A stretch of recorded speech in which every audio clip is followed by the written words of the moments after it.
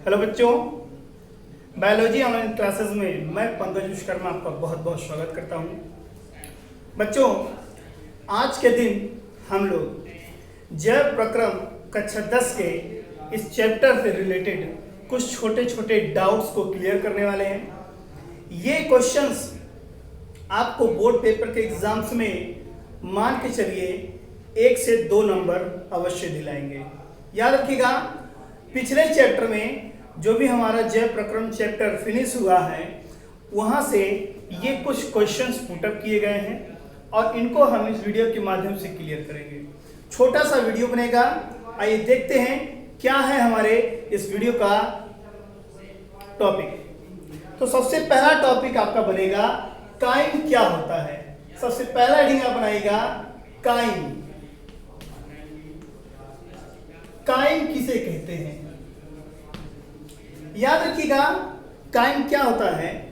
जैसे ही भोजन पेट के अंदर प्रवेश करता है, आमाशय के अंदर प्रवेश करता है, तो वहां पर तमाम प्रकार के पाचक रस, जिसे आप शॉर्टकट में जठरस के नाम से भी जानते हैं, ये रस उस भोजन में मिल जाता है और मिलने के बाद उस भोजन को ये लिक्विड के रूप में परिवर्तित कर देता है, बदल देता है। उसी रूप को काइम कहा जाता है या पायस कहते हैं। याद रखिएगा, इसे हम पायस भी कहते हैं। पायस यानी कि इमल्सन। याद रखिएगा, काइम क्या है हम लोगों ने क्लियर किया। एक बार मैं फिर से बता दूं कि जो भोजन चबा करके हमारे आमाशय के अंदर भेज दिया जाता है, वो भोजन पेट में जाने के बाद उसमें जठर रस मिलता है, जिसके बाद वो भोजन लिक्विड के फॉर्म में चेंज हो जाता है, जिसे काइम कहते हैं या फिर पायस कहते हैं। और इस प्रक्रिया को पायसीकरण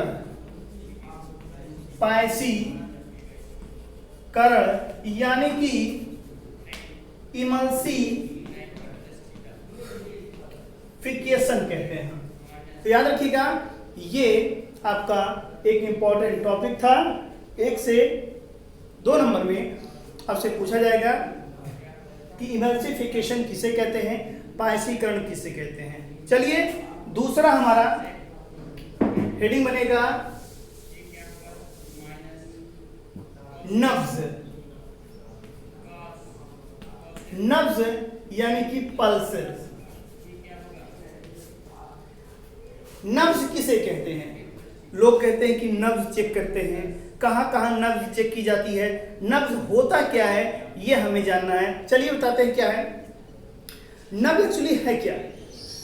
आपने कभी देखा होगा, डॉक्टर्स के पास आप जाते हैं तो डॉक्टर्स करते क्या है, ऐसे आपकी कलाई को पकड़ते हैं और कुछ देर ऐसे महसूस करते हैं, फील करते हैं और बताते हैं ठीक है, नब्ज आपकी अच्छी है, आपका हार्ट बीट क्लियर चल रहा है। तो याद रखिएगा, वो चीज़ क्या है, वो क्या चेक कर रहे हैं, नब्ज चेक कर रहे हैं। इसके अलावा कलाई के अलावा नब्ज जो है गर्दन पे चेक की जाती है। आप याद रखिएगा, इसके 2-3 स्पेशल लोकेशन हैं।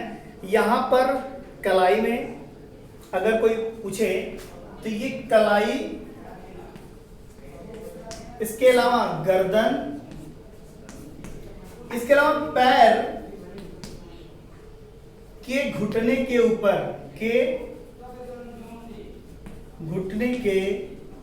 ऊपर, ये 3 लोकेशंस ऐसे हैं जहां पर क्लियरली नब्ज चेक की जाती है। एक्चुअली नब्ज क्या होता है, पल्स किसे कहते हैं? जब हम यहाँ पर अपने फिंगर्स को बहुत ही आराम से रखेंगे, यहाँ पर आप जो नस देख रहे हैं, इस नस का नाम है रेडियल धमनी। याद रखिएगा, कलाई अगर है तो वहां पर रेडियल धमनी होती है और इसी रेडियल धमनी के ऊपर ऐसे फिंगर को बहुत ही स्मूथली जो है आपको रखना पड़ेगा। फिर आप देखेंगे कि वहां पर धक धक करके या धड़कन की जैसी, बीट की जैसी एक आवाज जो है, एक वाइब्रेशन की तरह से आपको वहां पर फील होगा। उसी को नब्ज कहा जाता है। नब्ज एक्चुअली होता क्या है, जब हार्ट ब्लड को नसों में पंप करता है तो एक प्रेशर क्रिएट होता है, एक वाइब्रेशन क्रिएट होता है, जो कि हम यहाँ पर चेक कर सकते हैं। तो एक प्रकार से ये धड़कन है या ब्लड का फ्लो है जो बताता है कि आपका हार्ट जो है अच्छी प्रकार से काम कर रहा है, आपकी धड़कन क्लियरली चल रही है। तो नब्ज इसी को कहते हैं, धड़कन चेक करना, ब्लड का फ्लो चेक करना नसों के माध्यम से। चलिए अगला टॉपिक हमारा बनेगा, एक क्वेश्चन आपसे पूछा जाएगा कि नब्ज जो है कलाई में कौन सी धमनी होती है, कौन सी नस होती है जिसको पकड़ करके नब्ज चेक की जाती है, तो वो है रेडियल धमनी। चलिए नेक्स्ट क्वेश्चन हमारा है, ग्लाइकोलाइसिस चक्र क्या होता है? ग्लाइकोलाइसिस,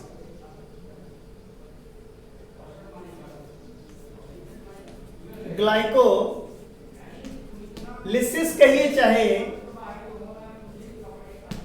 चाहे आप ग्लाइकोलिसिस कहिए या फिर ग्लाइकोलाइसिस कहिए, दोनों चीज सही है। ग्लाइकोलाइसिस चक्र किसे कहते हैं? कक्षा 10 के सिलेबस के अकॉर्डिंग एक छोटा सा टॉपिक में क्लियर करूंगा। अगर आप ग्लाइकोलाइसिस या फिर क्रेब्स चक्र के बारे में डिटेल जानना चाहते हैं तो आप हमारे यूट्यूब चैनल के प्लेलिस्ट कक्षा 12 को अथवा 11 को ओपन करेंगे तो वहां पर श्वसन एक चैप्टर होगा जहां पर आपको क्लियरली अलग से क्रेब्स चक्र का और ग्लाइकोलाइसिस चक्र का अलग से वीडियो मिलेगा। बहुत ज़्यादा डिटेल में वहां पर बताया गया है। तो अगर आप डिटेल में जानना चाहते हैं तो हमारा वो वाला वीडियो जरूर देखिएगा, अथवा अगर नहीं पा रहे हैं आप पौधों में श्वसन ऐसे सर्च करेंगे यूट्यूब पर तो आपको मिल जाएगा, या फिर आप ग्लाइकोलाइसिस सर्च करेंगे या फिर आप क्रेब्स चक्र सर्च करेंगे तो मिल जाएगा आपको वहां पर क्लियरली। डिटेल जानकारी लेने के लिए आप यूट्यूब के चैनल, हमारे यूट्यूब के चैनल को ओपन करें, प्लेलिस्ट को ओपन करें तो वहां पर आपको ये मिल जाएगा। चलिए देखते हैं ग्लाइकोलाइसिस होता क्या है। ध्यान दीजिएगा, जब ग्लूकोज का दहन होता है जीव द्रव्य में, याद रखिएगा, जब ग्लूकोज का जारण होता है, टाइप से कह सकते हैं सिंथेसिस होता है, परिवर्तन इसका होता है ग्लूकोज का, तो उससे पायरुविक एसिड का फॉर्मेशन होता है। किसका? पायरुविक एसिड का निर्माण होता है। ध्यान दीजिएगा, कोशिका द्रव्य में ग्लूकोज को पायरुविक एसिड के रूप में बदला जाता है। इस प्रक्रिया को कहा जाता है ग्लाइकोलाइसिस चक्र। इंपॉर्टेंट है, ध्यान दीजिएगा, छोटा सा 1 से 2 नंबर का पूछा जाएगा। फिर से सुनिएगा, जब कोशिका द्रव्य में अथवा जीव द्रव्य के अंदर ग्लूकोज को पायरुविक एसिड के रूप में चेंज किया जाता है तो उसी घटना को ग्लाइकोलाइसिस साइकिल कहते हैं। इस प्रक्रिया की खोज इम्बेडेन मेयरहॉफ एंड पार्नास, 3 साइंटिस्टों ने इस प्रक्रिया की खोज की थी, इसलिए इसको EMP पथ के नाम से भी जाना जाता है। आपसे कभी भी पूछा जा सकता है कि ग्लाइकोलाइसिस या फिर EMP पथ क्या होता है, तो याद रखिएगा, ग्लूकोज जो है ये 6 कार्बन परमाणु वाला होता है और पायरुविक एसिड जो है ये 3 कार्बन परमाणु वाला यौगिक है। यहां पर याद रखिएगा, आपसे अगर पूछा जाए तो क्लियरली बताइएगा कि ग्लूकोज C6 यानी कि 6 कार्बन परमाणु के यौगिक होता है, पायरुविक एसिड जो है 3C यानी कि 3 कार्बन परमाणु वाला यौगिक होता है, यानी कि इसके कार्बन की संख्या 3 होती है और यहाँ ग्लूकोज में कार्बन की संख्या 6 होती है, इसलिए यहाँ पर 2 अणु का निर्माण होता है बैलेंस बराबर होने के लिए। तो याद रखिएगा, एक बार फिर से सुन लीजिए, ग्लाइकोलाइसिस चक्र किसे कहते हैं? जब जीव द्रव्य के अंदर ग्लूकोज को पायरुविक एसिड में चेंज किया जाता है तब उसी प्रक्रिया को ग्लाइकोलाइसिस साइकिल कहते हैं। ये प्रक्रिया जीव द्रव्य के अंदर होती है, इंपॉर्टेंट है, याद रखिएगा। और इसकी खोज इम्बेडेन पार्नास और मेयरहॉफ 3 साइंटिस्टों ने की थी, इसलिए इन्हीं के नाम पर इसे EMP यानी E for Embden, M for Meyerhof, P for Parnas, EMP पथ के नाम से भी जानते हैं। तो नेक्स्ट हमारा छोटा सा टॉपिक क्लियर कर ले। चलिए अगला है क्रेब्स चक्र।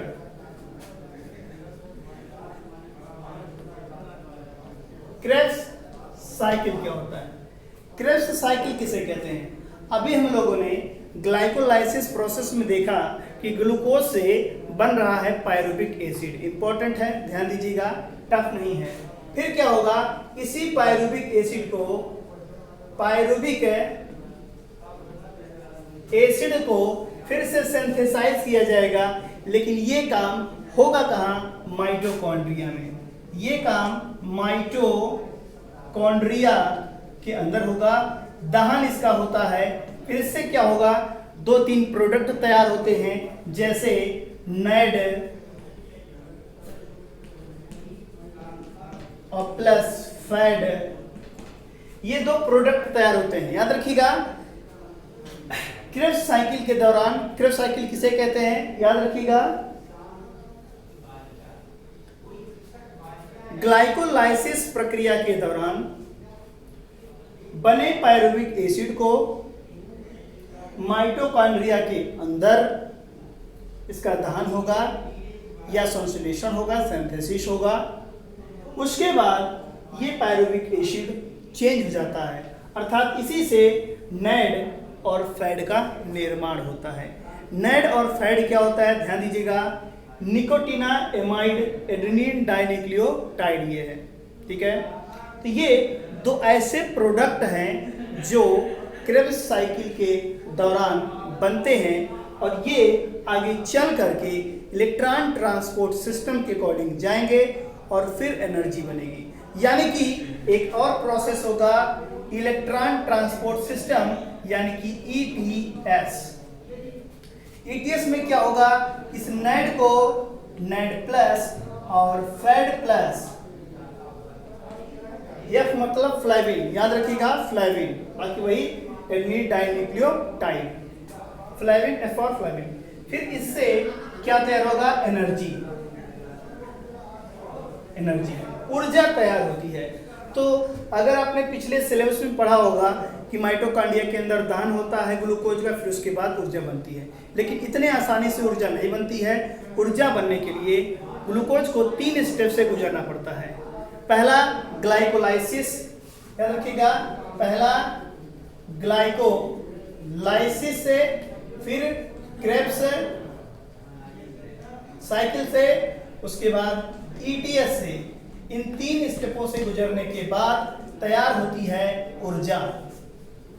अगर आप इन तीनों के बारे में बहुत ज़्यादा डिटेल जानकारी जानना चाहते हैं, इसके बारे में ग्लाइकोलाइसिस, क्रेब्स साइकिल क्या होता है, ETS किसे कहते हैं, तो आप हमारे YouTube के प्लेलिस्ट कक्षा 11 को ओपन करें।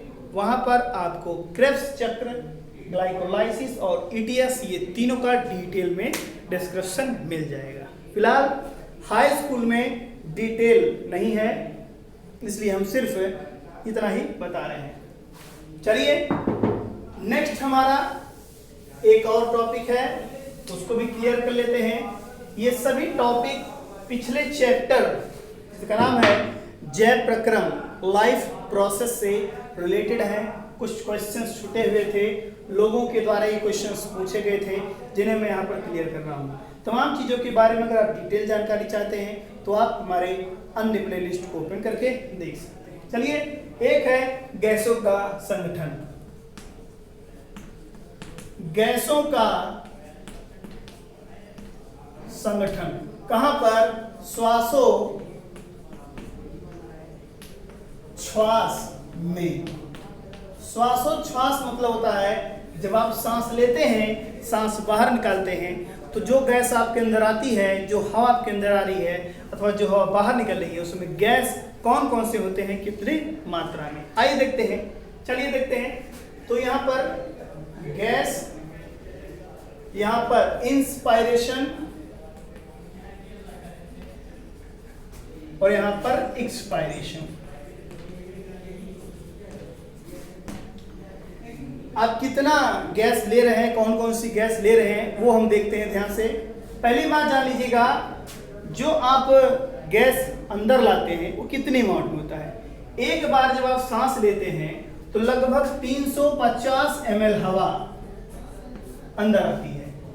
जब आप एक बार सांस लेते हैं अंदर तो उसमें उस दौरान 350 ml हवा अंदर आती है, और जब आप हवा बाहर निकालते हैं तो उस दौरान 350 ml हवा बाहर निकलती है। याद रखिएगा, ये बैलेंस बना रहता है। चलिए, कौन कौन सी गैसें हम अंदर लाते हैं। तो सबसे पहले ऑक्सीजन कितना होता है आपको पता है, 21%। कार्बन डाइऑक्साइड कितना होता है, 0.03%। नाइट्रोजन कितना होता है, 78%। जलवाष्प कितना होता है, 1 to 2%। तो आप इतना अंदर लाते हैं। ये सारी चीजें आप जब आप अंदर खींचते हैं सांसें, इंस्पायरेशन मीन्स होता है जब आप अंदर लाते हैं सांसें, यानी अंतः शोषण कर सकते हैं। तो इतना परसेंट ऑक्सीजन आता है, इतना कार्बन डाइऑक्साइड, इतना नाइट्रोजन, इतना जलवाष्प आता है। निकालते कितना है वो ध्यान दीजिएगा। यहाँ पर 13.5% आप निकाल देते हैं, शेष कितना बचता है, लगभग 7.5%। इसके अलावा आप लाते हैं अंदर फेफड़े में 0.03% कार्बन डाइऑक्साइड, निकालते कितना है, 4%। यहाँ पर शेष कुछ नहीं बचता है। नाइट्रोजन 78% लाते हैं, निकालते हैं 79%। इसके अलावा वाटर वेपर की बात करते हैं तो ये लगभग 5 से 6% ये भी निकलता है। तो ये रहा आपका गैसों का composition during the inspiration and expiration, यानी कि अंतः शोषण, बाह्य शोषण, यानी कि निशोषण और निःशोषण। इंस्पायरेशन माने अंदर लाना, एक्सपायरेशन में बाहर ले जाना। तो फिर से देख लीजिएगा, मैंने बताया एक बार जब आप सांस लेते हैं तो उस दौरान 350 ml हवा अंदर आती है, और बाहर जब निकालते हैं तो उस दौरान भी 350 ml ही हवा बाहर निकलती है। इसमें ऑक्सीजन इतना परसेंट अंदर आता है, कार्बन डाइऑक्साइड इतना, नाइट्रोजन इतना, जलवाष्प इतना, इतना आप निकालते हैं और इतना शेष बचता है। यहाँ पर सब कुछ क्लियर है। तो उम्मीद करता हूँ ये सारे टॉपिक्स आप समझ गए होंगे। ये हमारा पहला चैप्टर जैव प्रक्रम समाप्त होता है। नेक्स्ट चैप्टर होगा जीव जनन कैसे करते हैं, जिसका वीडियो आपको आगे मिलता रहेगा। फिर मिलेंगे, तब तक के लिए नमस्कार।